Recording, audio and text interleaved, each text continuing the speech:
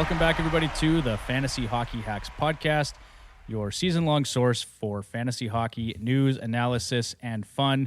Because in this podcast, Bruce, we don't take ourselves too seriously. Especially me. We're gonna have a fun episode tonight. There was lots to talk about this week. I didn't actually add it to the notes, Bruce, but you know, there's offer sheets we can talk about. There's buyouts we could talk about. There was a trade we could talk about. So before we jump in all that stuff, if you do indeed find us to be fun and educational, entertaining, informative, whatever the case may be, if we are helping your fantasy hockey season in any way, shape, or form, dear listener, please leave us a review. Follow us on whatever platform you are listening to us on, and because it really does help us to reach other fantasy hockey managers. So if we're helping you, try and help out the show as much as you can. We really appreciate it. And with that, Bruce, episode 182, Buyer Beware, 2024-2025 potential busts. Now, we were a little smarter this week, Bruce, and for the Just purposes of this episode, Just a little. we are going to define a bust as a player that either fails to live up to expectations based on past performance and or fails to return fair value based on their average draft position. So that's kind of the context in which we're going through our potential busts for 2024-2025. We're going to go through forwards, defensemen, and goaltenders as we generally would. And before we get into that, though, let's just talk a little bit about the elephant in the room, the offer sheets to Dylan Holloway and Philip Broberg. I'll be honest, Bruce, I was a little shocked. I know Ryan Black had said, you know, that with all the trades and the activity that had occurred, he was somewhat confident that they were going to pass on both players.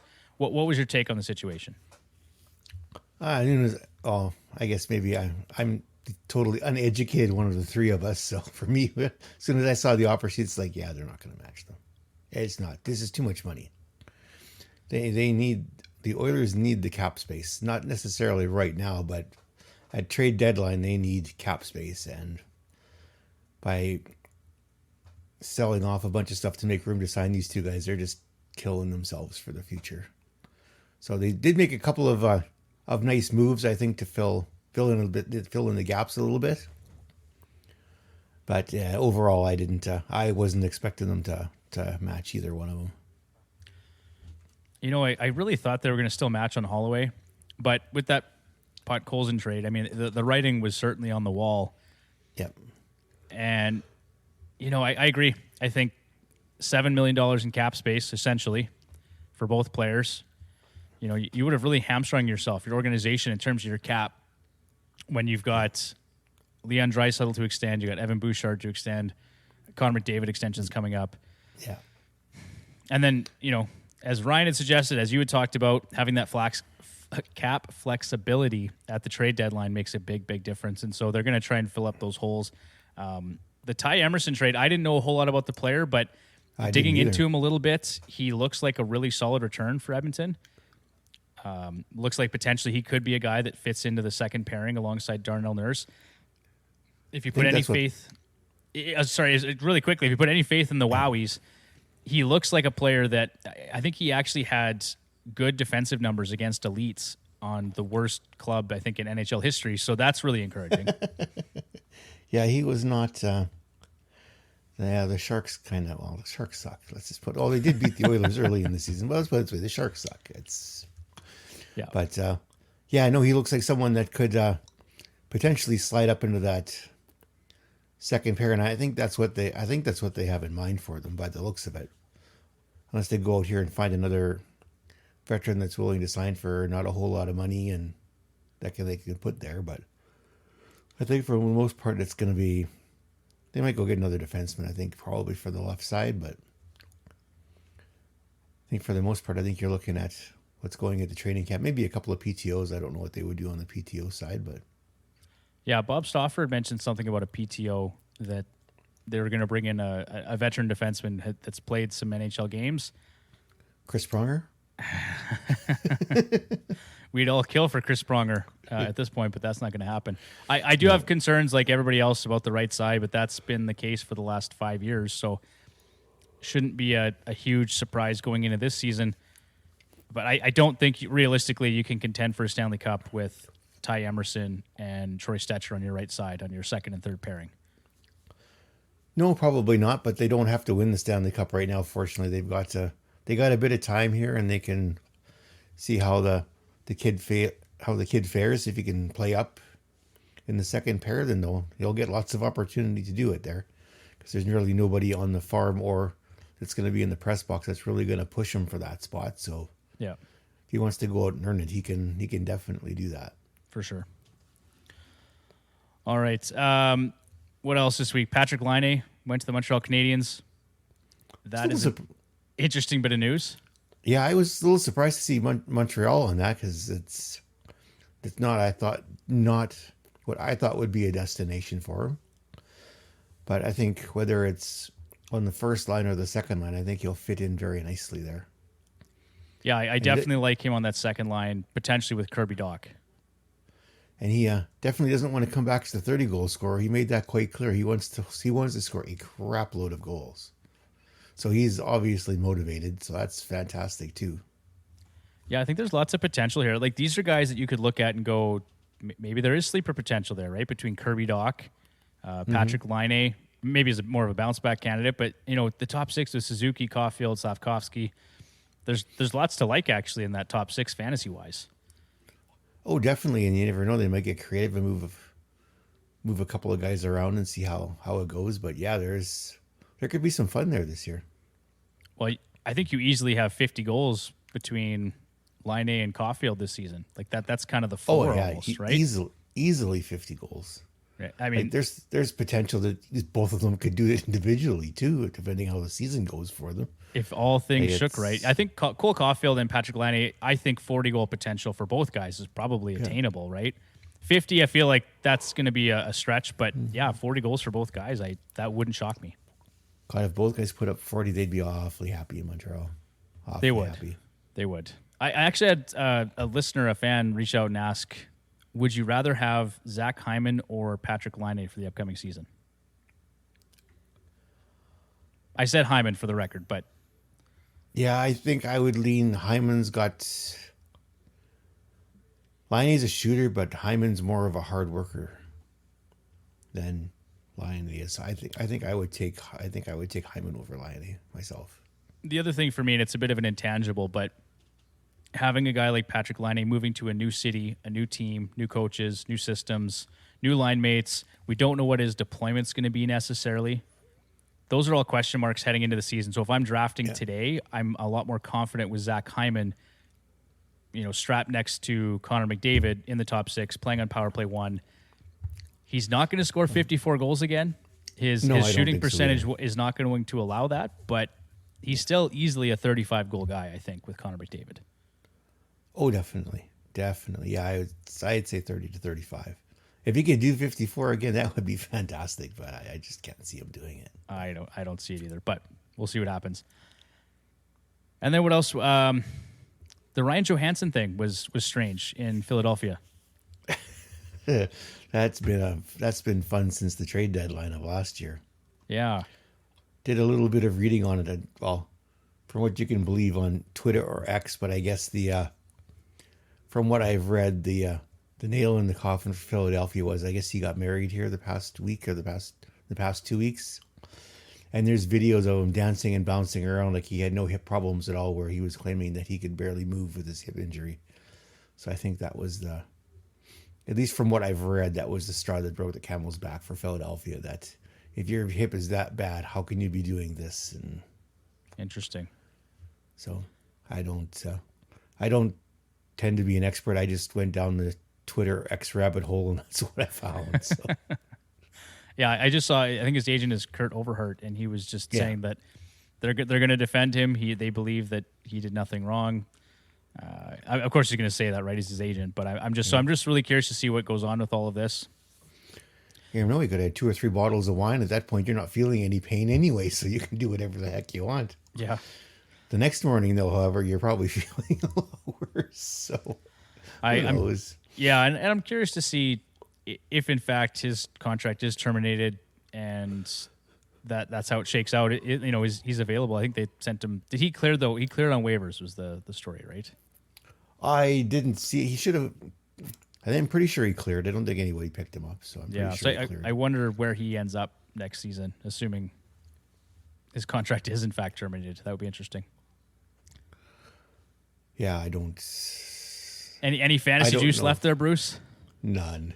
There hasn't been there hasn't been. I took him. I drafted him one year when the year he got traded from Columbus to Nashville, and then his one resurgent year in Nashville. There, someone else beat me to him on the waiver wire. Other than that, I have nothing for It's okay. No, I got nothing there. Nothing. Okay, fair enough. Well, hey, let's we got lots to talk about tonight in terms of our potential busts for next season. So let's jump into that. Let's start with our forward group here. Is my fantasy hockey team in this list anywhere? There's a couple guys I know you love in here, Bruce, and this first guy included Sam Reinhart out of Florida. Yeah. I mean, he's going to get the deployment. We all know he's a massive part of the offense in Florida. Yeah. But 24.5%, Bruce, that's pretty much all you need to know about Sam Reinhart in his 57-goal season. Yeah, I cannot see him repeating that. If he could, that would be fantastic. That'd probably be the first time in NHL history someone's been able to do it, but I just can't see him repeating it. No, I went through and I looked at the numbers just in terms of shooting percentage. We did this exercise last year, you remember, with Andrei Kuzmenko. And can't forget that one. As well documented, right? Can't forget that one. And so when I looked back at players that shot over 20% over the course of a full season, it's only been done a handful of times in the Cap era. So that includes William Karlsson, Braden Point, Leon Draisaitl, Brad Boyes, and Louis Eriksson, all of which played 82 games. And Reinhardt's 24.5% was by a wide margin the highest percentage. I think the next one was 23.5%, and I can't remember who that was. It might have been William Karlsson. His bounce back year when he had 40, 43 or whatever it was. So, yeah, highly unlikely that we see Sam Reinhart score 57 goals again. One thing I should mention, Bruce, is since he's joined the Panthers, though, he's converted on almost 19% of his shots.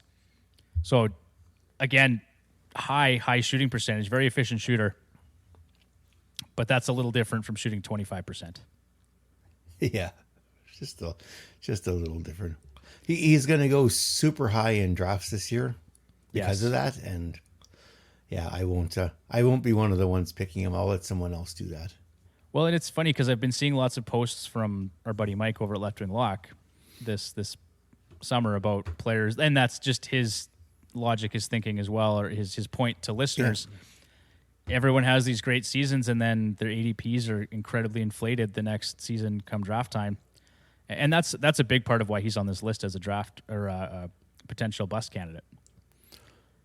Yeah, for sure. Like I in our Yahoo league, I think I picked him up in the mid rounds last year. And I was. And the thing is, I had trade requests like crazy. I could have traded him away. I wasn't getting offered much for him, but I had lots of offers to trade him away. But I hung on to him through the season. But he had a great season. I just can't see him. I think he ended up with 90 some points last 92 points or something. 92. I see him more of a 70-point guy, I think. Well, so we've got projections here too, Bruce. Before we get into the projections, I just want to mention as well that things were really inflated for him on the power play too. So he shot 33, almost 34% on 80 power play shots on goal. That is significantly higher than his career average of 23.6%. The 80 shots, power play shots on goal was also career high, topping 73 from 2022-2023. And so too was the 27 power play goals, up 11 from the 16 he scored in the previous two seasons. So for me, a big change is going to be the power play production. So that's going to come down a bit. And then also his team's even strength shooting percentage with him on the ice was the second highest of his career at 10%. So lots of room for regression based on all the underlying metrics. The projection that we've got for him, Bruce, is 40 goals, 90 points, 34 power play points, 230 shots on goal, 20 penalty minutes, 71 hits, and 63 blocks. The 90 points might be a little generous. It could be, but yeah, I guess it depends. Like what it all depends on what his shooting oh boy, what his shooting percentage comes out at this year. If he's what's his career average shooting percentage? He is at career is 15.6. Oy. If he drops back down to the mean, he's gonna have that's a big difference. Yeah, give me 1 second here, Bruce. I'm going to pull up as part of the projections. What did I have his shooting percentage at? So I had him at 20 minutes time on ice this year was sort of the expected deployment, and a shooting percentage of 17.4%. And the reasoning for that is so his career average is 15.6, but his 3-year average, which is how long he's been in Florida, is 18.7%. And I think I looked back, so even before the 24.5% season, like I think his average was closer to 17%. So that's kind of why I've got Sam Reinhart at a 40-goal clip for next season. Yeah, that makes sense. And, maybe not 90 points, but he had 94 this past year. He had 82 in 2021, 2022. So if he's somewhere kind of in the middle, that seems like a reasonable expectation. Maybe he's just over a point per game, but definitely coming down from where he was in 23-24. He's still going way too high for me. Well, and I haven't had a chance to look through the Yahoo stuff. I again, Left Wing Lock mentioned something about the ADP numbers still being super out of whack, but they were running an update here maybe this week. So maybe by next episode, we'll be talking about ADPs a little more realistically. But yeah, I know too, as we get closer and closer to the season, those numbers will kind of straighten themselves out. So anyway, buyer beware. Don't expect Sam Reinhart to be posting 55 or 60 goals again this season. All right, next guy up here, Frank Vetrano. And Bruce, this is one of your guys out of Anaheim, playing on the second line with Zegras and looks to be Cutter Gauthier and on power play 1, but even that power play 1 role may be up for debate. Yeah, it's when I was going through and looking for players to put on this list, it's kind of like, okay, looking at these guys, you look at the point totals. Is this guy really going to be able to? And two, I'm not the fancy stats guy. I'm the eye test guy. So I look at the roster and stuff like that, and it's kind of like I just can't. They're gonna, yeah. So like you said, Cutter Gauthier most likely is going to take his power play spot. I think he was never a power play guy before last season, right? No, and he put up what 11 power play points last year. 11 power play goals, maybe. We can run through some of the numbers here. So career high is 60 points, 37 goals, 20 power play points. That's more than double his career average. Okay. I mean, how many 30-year-olds, Bruce, do you see set career highs offensively? I think he's coming up later in the list. There's not a ton of them, right? I mean, it happens occasionally, right? We see maybe one a season or two a season pop up, or one every couple of years, but it's pretty rare. And then almost always, those guys never repeat that production the following season. Yeah.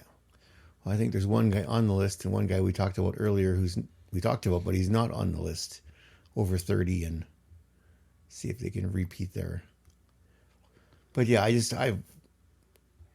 I've never seen Vetrano as a first line guy, or I guess that's because when he played in Florida, right, he was stuck on the third line. He didn't really get much. Yeah, he's kind of always been a complimentary player, right? He hasn't so last season was definitely a perfect storm for him. On the power play, he saw career high 2.5 minutes, 52% power play share. He shot a career best 21 power play shots on goal per 60. His career average is 14.3, so he's shooting a lot more on the power play. He also converted on 18.3% of his power play shots. His career average is 14.7.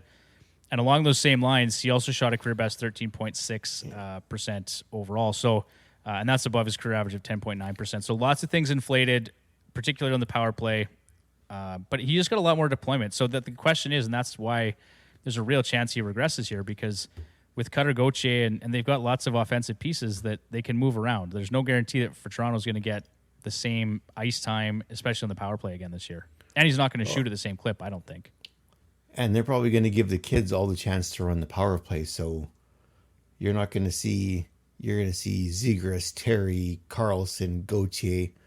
I don't know if they'll give Mintyukov or Zellweger the run at the first power play spot, or if they're going to give it to Fowler just to have a veteran presence there. But Toronto's not going to see first power play time. At least I don't think, not at the beginning of the season anyway. And if the season goes sideways quickly again for them, well, then then the chances of him seeing it are going to be even slimmer, I think. Yeah. And to his team's even strength, his Tevish, Bruce, as we like to say, was at 9.3% last year. That was a significant jump from his career average of 6.7%. Oh, wow. Yeah, so just some other things there working against him. But he does have an elite shot rate and could still produce some goals, and he's got great category coverage. So I guess for me, it's not that Vetrano is a terrible fantasy asset for next year. Just be really careful. Don't overpay for him. Don't expect 40 goals out of the guy, and you'll probably be okay. So now saying that, Bruce, our projection for Frank Vetrano for next season is 29 goals, 52 points, 11 power play points, 262 shots on goal, 74 penalty minutes, 123 hits, and 71 blocks. Like you said, the shot rate is fantastic. He'll get picked up. Well, he's probably going to be more of a mid-round guy anyway, I would think. I can't see anyone going for him early. Not unless maybe they're a Ducks fan. That would be about the only reason why they would pick him early. But yeah, he'll be mid to late rounds. But yeah, that shot production is really nice. Things you look for in a fantasy asset, no question. And then to the category coverage, like a great bash guy, someone that in our ESPN league, Bruce, that we play in, those are categories that matter. So. In Definitely. that league, a guy like Vetrano is probably worth looking at. And 95% rostered in Fantrax, 78% in Yahoo. So not widely available. There's a lot of fantasy managers after this guy. So yeah, his ADP is definitely going to be inflated in this draft. Yeah, definitely. Okay, so there's maybe two guys on this list, Bruce, that I was really struggling. Like once I looked at them, I went, maybe they are, bust potential, maybe not. So the first one is Michael Granlund. The other one's Yegor Sharangovich. We'll start with Granlund here. Didn't have to keep him on there. You could have punted him off and picked somebody else. So there's a couple things. Like it's not as blatantly obvious as a couple of other guys on this list, right? So, but I thought still worth mentioning because Mikhail Granlund playing in San Jose, I don't think we expect a lot from him. He played at a 71-point pace last season on a historically bad San Jose team. He played a career-high 20:58 time on ice, 71% power play share. We've got Macklin Celebrini coming in. Yep. Celebrini, probably Will Smith. Yeah. Sorry, Bruce, my mic is doing some weird things here. We may have been recording without my mic this whole time. Apologies to our listeners. I'll find out later once I'm done recording. But something was loose there. That's gonna be one heck of a boring podcast. They're just listening to me talk. Oh boy, that'll be really bad if none of that was recording. I hope it was. So anyway, my apologies. Where I lost my spot here. Okay, so Macklin Celebrini's coming in. 32-year-old also saw a jump in secondary assist rate per 60, so 40% above his career average. 9.7 Tevish and a 70 IPP, all up relative to his career average. So there's some things there with Mikhail Granlund that, just worth mentioning. His secondary assist rate on the power play last season was 3.22 per 60. That's significantly higher than his career average of 1.43. So just like some of those things, secondary assist rates, maybe some points coming off the board for him. Our projection for him, 13 goals, 59 points, 20 power play points, 142 shots on goal, 31 penalty minutes, 81 hits, and 53 blocks. So if he produced at a 71-point pace last season, we're seeing that come down to like 59 points potentially. Not a huge difference, but I don't know that he'll be a bust in the way that a lot of people are going to be demanding this player in the draft. So he may be a late round steal anyway if he puts up 59 points. Yeah, it's a tough one to figure out because who knows how San Jose is going to end up, right? You look at some of the projections and stuff like that of the lineup and lines and power play, and it's like you really don't know how that's all going to shake out. There's way too many X factors in there still that you just don't know until they actually announce the lineup what it's actually going to be. So it's a bit tough to figure out. All right, and then the other guy I mentioned, Bruce, was Yegor Sharangovich, center right wing eligible out of Calgary. We talked about him quite a bit last season. He had a career year coming from Jersey over to Calgary.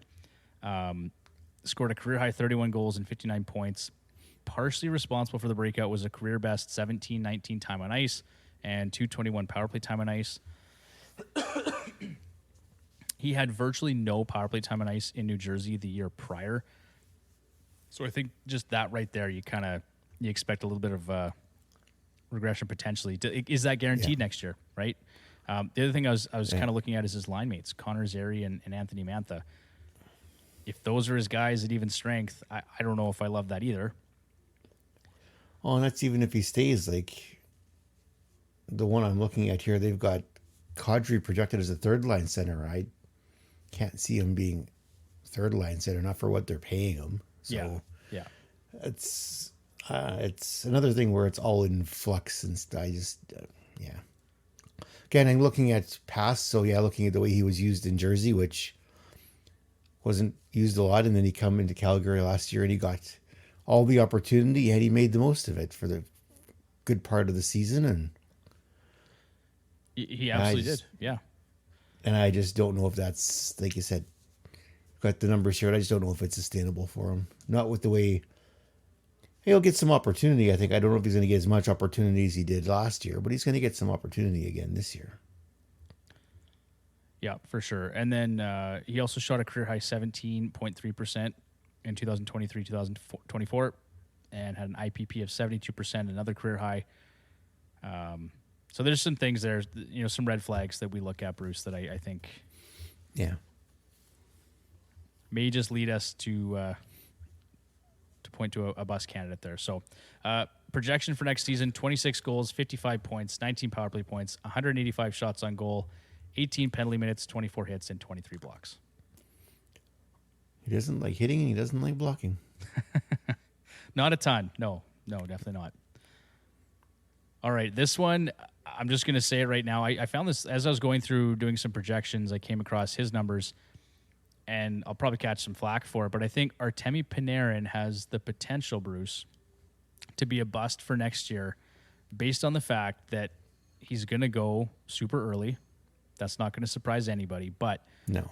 He had by far his best offensive season to date last year, posting 120 points and 49 goals in just over 20 minutes time on ice, 3.5 minutes power play time on ice. 77% power play share was a career high for him. And the deployment isn't so much my concern, but it's the fact that in his 9th NHL season, Artemi Panarin decided to become an elite level shooter at 11 shots on goal per 60, putting him just outside the top 25 league wide. So he had 302 total shots on goal. He's never done that before. No, it's 98 shots more than the previous year. Yeah. It's a massive, massive jump. So for a player his age to all of a sudden just become a big shooter is kind of strange. 8.8 shots on goal per 60 was his previous career best, and his 3-year average was 8.7. So I think based on the shot rate, and I guess the thing is he can control the shot rate. If he feels like shooting more, I guess he's going to shoot more. Maybe that was coached into him. I'm not sure. But is that an outlier, or is that something we can expect to see again next year? Well, for anyone that drafts him, they're hoping they can continue it. That's for sure. Yeah. And I don't know necessarily that's going to happen. So we'll see. So just a word of caution there. His individual shooting percentage also reached a career best at 16.2%. Not a huge deviation from his career average of 14.6, but again, something to note. He also hit 44 power play points last year. I think that's going to be tough to hit again. Yeah. His power play shooting percentage was slightly down, though, relative to his career average, so just keep that in mind. His IPP was at 80%, and his secondary assist rate was also up. Both the IPP and his secondary assist rate were elevated relative to his career average. So there's a couple things. There's some red flags there with Panarin for sure. His ADP of 36 last year is going to see a healthy bump, I'm sure, after putting up 120 points. Yeah, he could end up going in the first round for some people. Yes, and so that there's even more risk that he's a draft day bust, right? So I think that's something to just really keep in mind. So now saying that, Bruce, still a healthy projection for Artemi Panarin, 38 goals, 110 points, 41 power play points, 261 shots on goal, 28 penalty minutes, 23 hits, and 14 blocks. He doesn't like to hit or block shots either. No, there's a few guys on this list that just don't Don't like to do it, Bruce. So Yeah, so he was fourth in league scoring. So yeah, he'll be in. It's going to be interesting to see how the first round goes this year. yeah, Will McDavid be a first? I don't know if the people will take McDavid first overall. I think he still goes first, but there's a lot from what I've seen early. It looks like Draisaitl's going later. He's going at like 5 through 7. That's all right. And I don't mind. think If he drops down there, that's perfectly fine. I think that's great. I think Draisaitl's going to have a big year this year, actually. Well, Draisaitl had. You look at his line mates last year, and his line mates were ugh. Like it was a revolving door of line mates. He didn't have any consistent line mates. If he would have had consistent line mates, his point totals would have been better than what they were.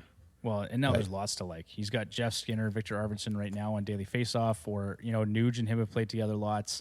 Yeah, there's lots of players that could rotate through and play with Leo. So yeah, I think he's gonna have a good year. I love that he's getting downplayed a little bit early in fantasy drafts. It's going to be fun to see this year how this all shakes out. Yeah, more value there for sure. Absolutely. All right, let's move on to defenseman here, Bruce. I know Blake is going to cringe when he hears this. Blake, I'm sorry, buddy. And all the Vancouver fans are going to be bringing out the pitchforks and the torches. But Quinn Hughes... Because it's no different than last year when we brought out the Kuzmenko one. So I know. And so, I think you had mentioned Quinn Hughes, Bruce, and I kind of went, oh boy, here we go again. But Hughes won't be as bad as Kuzmenko.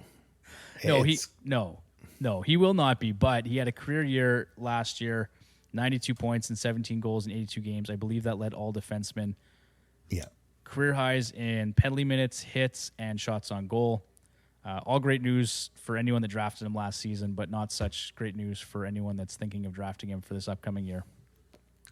And I should clarify, Bruce. I don't think either one of us are sitting here and saying that, don't draft Quinn Hughes, right? He's still going to be a fantastic fantasy defenseman next year, but... No, he's just going to go... Well, he finished with more points than Cale Makar did last year. And Makar has been the gold standard for the past 3 seasons, roughly. Mm-hmm. So... I don't know. I can't see him. If he can repeat it, fantastic. But if you're going to pick, I'd still pick Makar. Over him. Yeah, I'd almost even pick Evan Bouchard over top of him. Yes, I agree that Makar is still the gold standard when it comes to fantasy defensemen. So, but realistically, can we expect that same production for next year?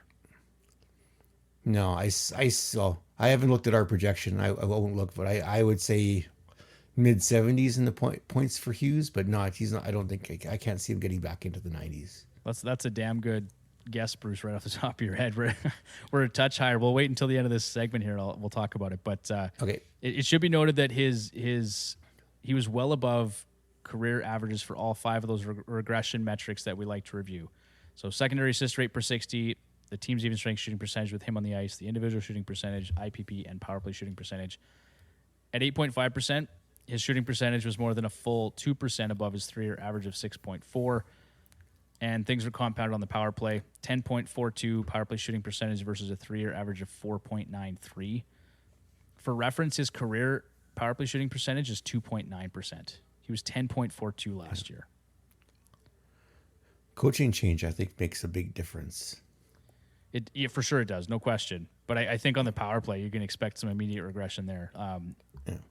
I don't think he's going to drop down to... I think you're going to find somewhere... I'm hoping somewhere in the middle of those two is where I kind of think he's going to settle. Yeah, he had... I guess we're not... I mean, there's some numbers there. Okay, looking at and then the secondary assist rate. I'm totally winging this, by the way. I'm not using any scientific or any calculator. I'm just winging this. No, but I think, Bruce, this is all legitimate. I think Hughes is going to come down a little bit, right? Just even by the eye test, you're right, Bruce. If we're just looking at this at face value, we expect him to come down. I think most fantasy managers probably expect that. But his career average secondary assist rate was 0.47 per 60. That jumped to 0.78 this past season. And then as a team, their 5-on-5 shooting percentage was 10.6%. That was a new league high, according to Left Wing Lock. Wow. And that impacted all skaters. But Hughes himself had a 12% team even strength shooting percentage. And holy crap! What's average? 8? I think 7 to 8. Is that what average is? 8.5. It's might be creeping a little higher. I want to say even maybe 8.9, but it's still 12% is That's massive. high. Yeah. And then pair that with the third highest IPP of his career at 56.8%. There's lots of red flags here when it comes to Quinn Hughes. So I think we're good. We're definitely going to see some regression. Our projection for Quinn Hughes is 11 goals, 81 points, 37 power play points, 177 shots on goal, 34 penalty minutes, 26 hits, and 59 blocks. Another guy that doesn't like to hit. He never did, and like the shot volume. There's things I was never fully on board with the Quinn Hughes hype train, but then last season happened, and I look like an idiot. So what do you do? He's got to stay ahead of his brothers. Yes, yeah. Well, and then too, if you believe in the EA Sports cover jinx, I don't know if that's actually a thing, but lots of people have been talking about it on social media. So Jack doesn't need that. He's got enough injury issues as it is. He doesn't need the cover jinx to go with him, do you? Yikes! Well, the word is that all three of them are going to be on the cover. I don't. That's follow still these cool, things right? that Because you have closely. 3 brothers. That's Yeah. That's very cool. But yeah, the jinx, the cover jinx is real. It's So not ideal if you're Quinn Hughes for this upcoming season. Jack's gonna trip over the blue line and tear something, and who knows? Poor guy. All right, one more defenseman here, and again, this was another one of your suggestions, Bruce. Is Noah Dobson. 98% rostered in Fantrax, 91% in Yahoo. Played with Alexander Romanov and on Powerplay 1. He had himself a year in 2023-2024. Career highs in Did he points. 70 points at career high, 73-point pace. Career highs in plus minus at 12, PIMs at 36, hits at 84, power play points at 24, and blocks with 180, as well as time on ice at 24-31. Yeah, like I picked him up in 2 leagues, like in the 9th, 10th round. He had a really good end of the season the previous before, so I figured, well, pick him up in the 0D range, the 9th, 10th round type thing, and Yeah. if you can put up 40, 50 points, fantastic, right? I didn't expect 70 out of him. I'm be honest, it's the Islanders, so I'm skeptical he can do it again, especially after, because he started off really, really hot, and then when the coaching change, he kind of tailed off a bit at the end. So I know you got some of the fancier stats here, but I just can't. I can't see him. I can't see him doing it. I just can't. Well, yeah, so all of that, and then when you consider that his secondary assist rate came in at 0.48 per 60, that's a big jump over his career average. It's worth noting that he never cleared 38 assists in a season before hitting 60 last year. So a massive, massive jump. I guess maybe not a huge surprise given the significant jump in time on ice too, but still, there's some red flags there. And he had a career best IPP of 56%, well above his career average of 45%. So there's a couple things there that I just think maybe Noah Dobson comes back down to earth a little bit next season. And like again, the draft. He's gonna be, his ADP is gonna be inflated going into the draft. Oh, big time! He finished 7th here in defenseman scoring, so he's gonna go, like, you're looking like 4th round, 5th round. Like, he's gonna go really, really early, well ahead of what he did last year. Yeah, you're gonna be giving up some really quality fantasy assets, fantasy forwards in the 4th and 5th round if you're taking Noah Dobson there. Yeah. I probably won't. I will probably pass this year again. All right. Our 2024-25 projection for Noah Dobson is 12 goals, 64 points, 24 power play points, 195 shots on goal, 28 penalty minutes, 80 hits, and 162 blocks. Some nice numbers. So again, nice numbers. Might be a little high, but it's nice. Well, again, Nice. So he played at a 73-point pace last year. Seeing him come down 9 points, right? I mean, Yeah. not a huge regression, but let's see what happens. And then just a couple honorable mentions were Josh Morrissey and Mike Matheson. I'm not totally convinced Mike Matheson does what he did last year in Montreal. I haven't dug into his numbers to the same degree I did with all these other players, but Lane Hutson too is the other guy, right? That young defensive prospect for the Montreal Canadiens. Does he step up? Does he steal some power play time? I mean, you don't really want to bank on young players like that coming in and taking a veteran's role all the time, but from everything I've heard about Lane Hutson, and I'm sure Ryan could talk about this more in his podcast, supposed to be just a fantastic young player. So maybe there's a chance that by mid-season, Lane Hutson's playing on power play 1 and Mike Matheson's not. Could very well be, right? And Matheson has had some injury issues in the past too, so that will play into it as well. Yeah, that's just one that I'd really keep a close eye on and try not to overpay for. That's a guy, like, to me, Mike Matheson's a player you maybe try and grab in the later rounds if you're looking to fill out your decor, right? Yeah, EB, but again, like, he put up 62 points, so he's going to go 7th round, 8th round, probably. Way too early for me. Yeah, too early for me too. All right, there you go, folks. One last player, and it's a goaltender. And Bruce, I've got some numbers we can look at, but I just want to get your quick thoughts on Linus Ullmark going to Ottawa, and you see him as a bust candidate for next year.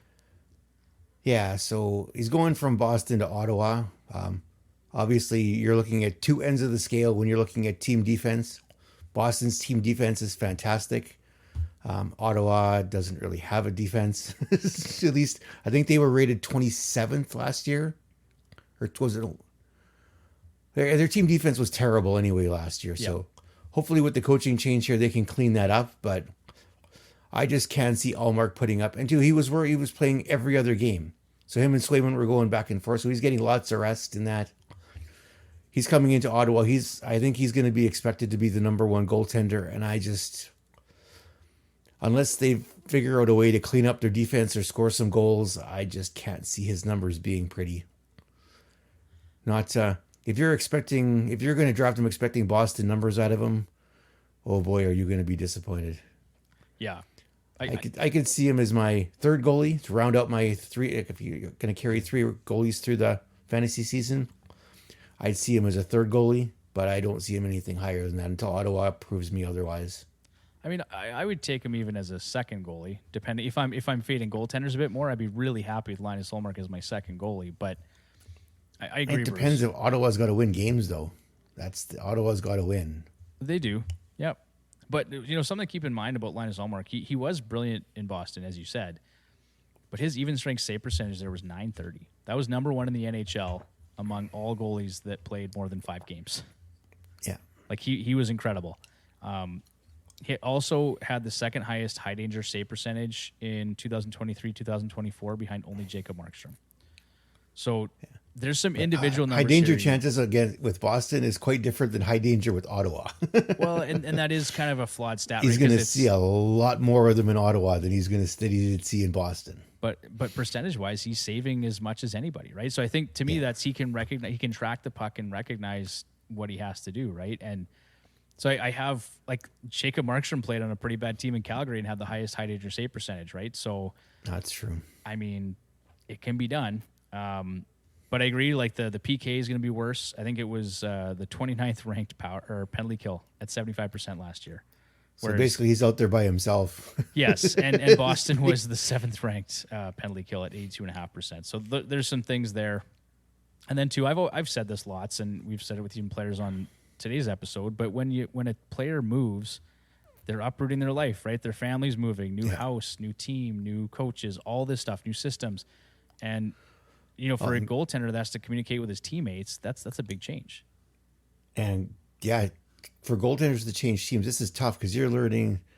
He's played the past 3 seasons now in Boston. Previous, was it 2 seasons or 3 seasons? Kind of 2 or 3 anyway. Going to Ottawa, where it's going to be completely different, where the past couple of seasons defense has basically been almost non-existent.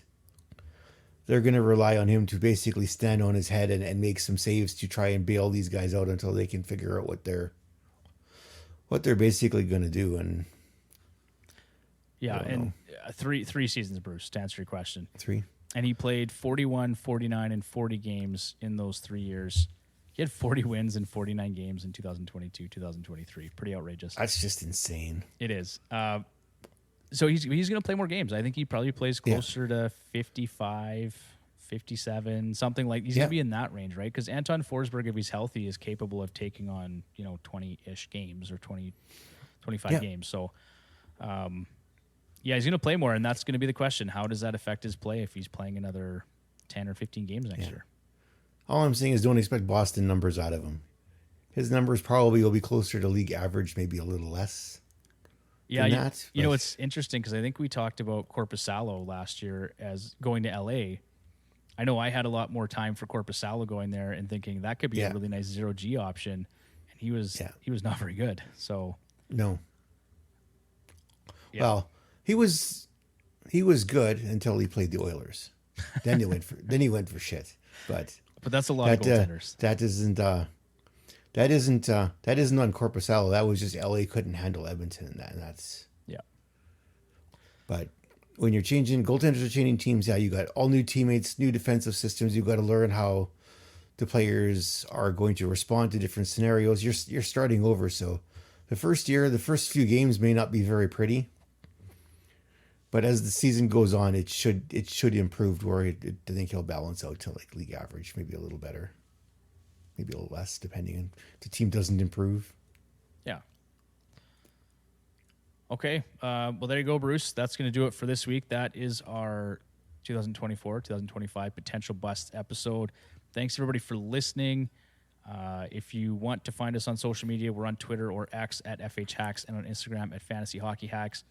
We did start tinkering with some short form content, so if you're into that kind of stuff, if you want little 15, 30, or 45-second sound bites of Bruce dropping some fantasy knowledge on you, head over to YouTube, Fantasy Hockey Hacks, or on Instagram, we're posting reels there as well.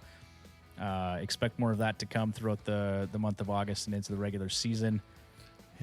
Just video proof that my hot takes at the beginning of the season are going to suck later in the season. There's video proof for later, Bruce. Yeah, there's video proof for later. Just okay, put on your sunglasses so you watch out for the glare. There you go. So again, thanks everybody for listening. We appreciate the support. And if you don't mind leaving us a 5-star review on your platform of choice, that would be greatly appreciated. Very much so. And next week, Bruce, we're going to be talking about 2024-25 sleepers. So we'll have some more interesting players to talk about. I get to sleep through the podcast. Beautiful. No sleeping, Bruce. That'd be like me last night falling asleep on the couch. It's been done. Yeah, and then after that, kind of starting in September, we'll get into our top target series, and we've talked a bit about that already. So anyway, fantastic. Thanks, everybody. Thanks, Bruce. We'll see you next week, buddy. Hey, good night. Take care.